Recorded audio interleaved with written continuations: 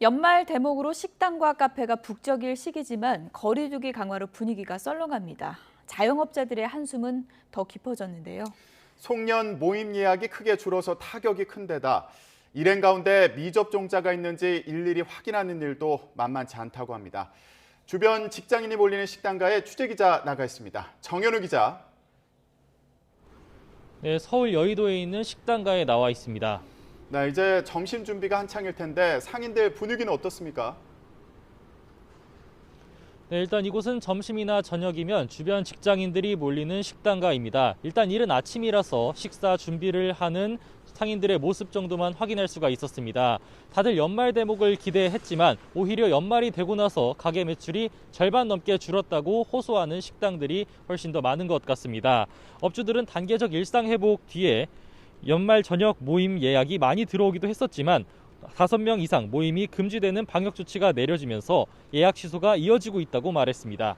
여기에 더해 4명 이하 손님도 밤 9시까지만 매장에 머물 수 있게 돼 매출에 타격이 더 크다고도 호소했습니다. 감염 상황이 심각해지면서 거리에도 인파가 줄어 점심 장사부터 어려움이 많습니다.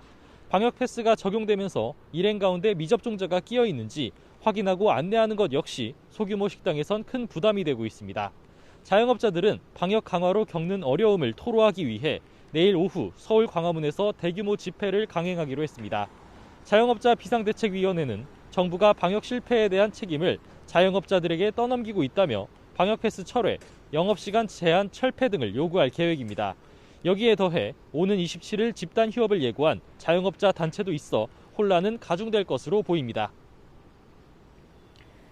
네, 현재 오미크론 변이 확진자는 어느 정도 늘었습니까? 네, 일단 어제 집계에서 국내 오미크론 확진자가 늘지 않아서 국내 오미크론 환자는 모두 178명 정도로 머물러 있습니다.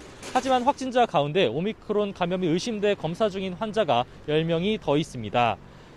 오미크론 확진자 가운데 돌파 감염 사례가 다수 끼어 있는 것으로 확인돼 불안감이 커지고 있기도 한데요. 2차 접종까지 마친 사람은 75명이, 추가 접종까지 한 사람은 5명이 오미크론 바이러스에 감염됐습니다. 다만 방역당국은 오미크론 확진자 가운데 위중증 환자는 없다며 건강 상태가 대부분 양호한 편이라고 설명했습니다. 감염력이 강한 오미크론 바이러스가 한두 달 안에 델타 변이를 넘어선 우세종이 될 거라는 분석도 나옵니다.